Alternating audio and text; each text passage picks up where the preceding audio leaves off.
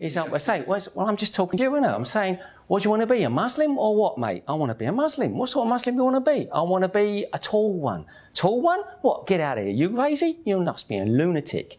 My name's Gary Busby, but it's changed to Suleiman 15 years ago when I embraced Islam. I'm nearly 60 years old now. I come from London, the East End of London, Hackney, which makes me a Cockney. You know, that's a real thing. People will say they are. I actually am, if you couldn't tell already.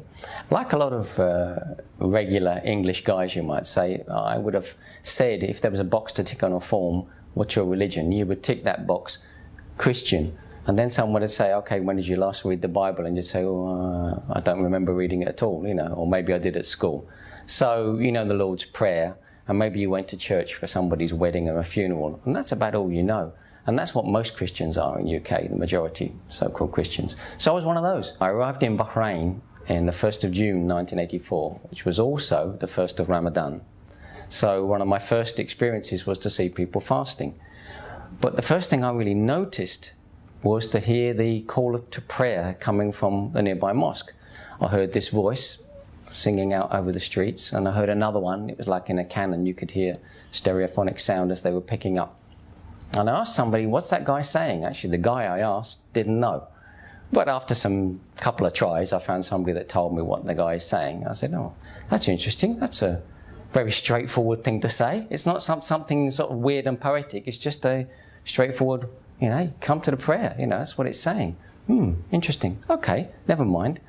I didn't give it too much more thought, but I was working with Muslims. They were fasting in that first month, and they could see I was interested. So they started to give me answers to simple questions. You know, so you pray. How often do you pray? What do you say when you pray? Oh, okay. I can't say I was overly excited about that. I just thought, that's interesting. It's something different. Jump forward many years. I was in Turkey in the mid-90s. And there I saw something else. There I saw a country full of Muslims living in a secular state. I realized particularly during the Ramadans in Turkey, Ramazan as they call it there, the people who were fasting and the people who were not fasting, they're coexisting because there was no prohibitions there on the opening of cafes and drinking in the street, smoking, whatever. So you saw people choosing their fast rather than it being an overall cultural blanket.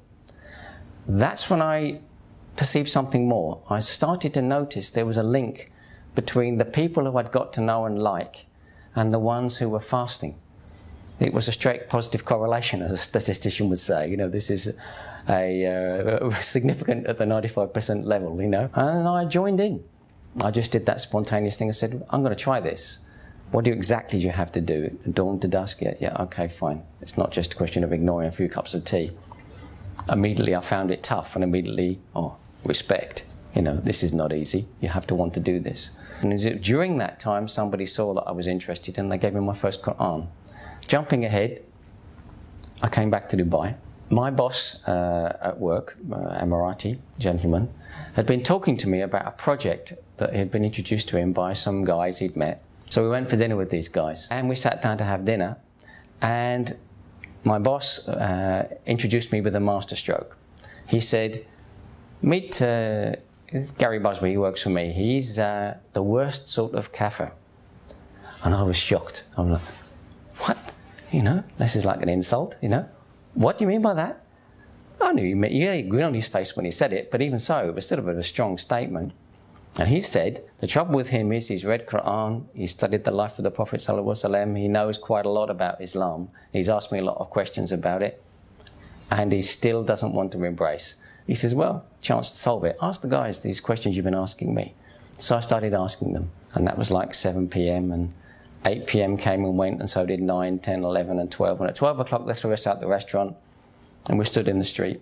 We stood in the street for another half an hour, and I kept asking my questions.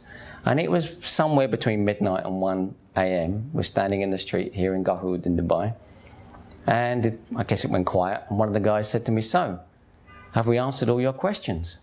And I said, yeah, I guess you have. And he said, well then, why don't you just take the step you need to step across that bridge and do what you need to do. And that's what I did. That was on a Tuesday night, I think, and on that Friday, I embraced Islam in a mosque in Dubai. One of my biggest concerns around the time that I embraced Islam, immediately before and still immediately afterwards, was that I felt I might be getting into something that was too prescriptive.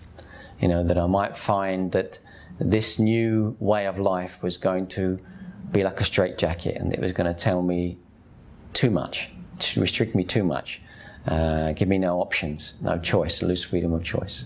That turned out to be true and not true at the same time, in a very happy way, because yes, it does tell you what to do, but it tells you in the way that your father tells you what to do if he's a good father. He's giving you the best advice.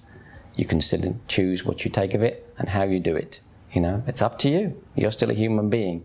But now you know you're being given good advice. And that's very comforting, isn't it? I'd actually found the formula. This was the way to fix myself. You know, follow what it says in the Quran. And it was like having the most wise dad in the world who was always hanging around near you to tell you stuff. Don't do that, you know. And I thought, wow, this is amazing. Everything.